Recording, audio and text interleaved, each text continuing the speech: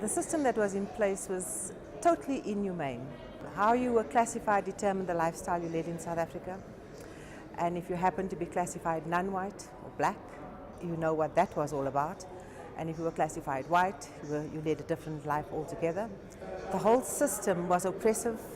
It symbolized everything one would call hateful, you know, and thank God it's over. These youngsters, like millions of South Africans, are known as born frees because they were born into freedom and democracy after the end of apartheid. They know the South Africa that was built by Nelson Mandela and other heroes of the liberation struggle.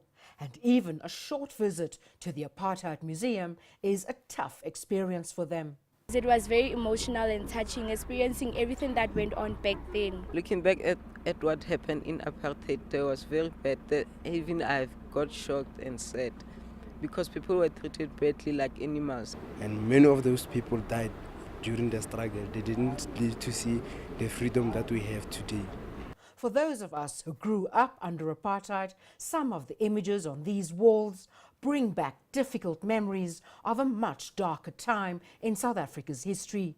Countless images of police brutality and protests, the inhumane treatment of millions of black South Africans by the white minority regime, the orange, white and blue old South African flag, and many other symbols of hatred and segregation.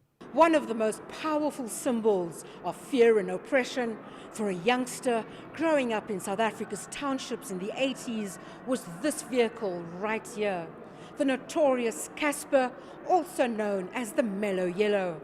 The sight and sound of this vehicle was so intimidating that when we saw it, we'd literally run for our lives, afraid of being shot and killed by the heavily armed policemen inside. Well, with the Casper, this car is actually bulletproof, and then it's also mine bomb proof. What would normally happen was that if there were people actually marching in the streets and then the police wanted to actually open fire on the people that were marching in the streets, they would simply open here and then they'll open fire on the people that were marching in the streets.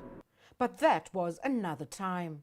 And today, South Africa is another country. And as South Africa's young democracy turns 20 years old, people of all races generally agree that there's plenty of reason to celebrate. Black and white, we are both together right now. There is no harmful things, like we are both happy, like seriously.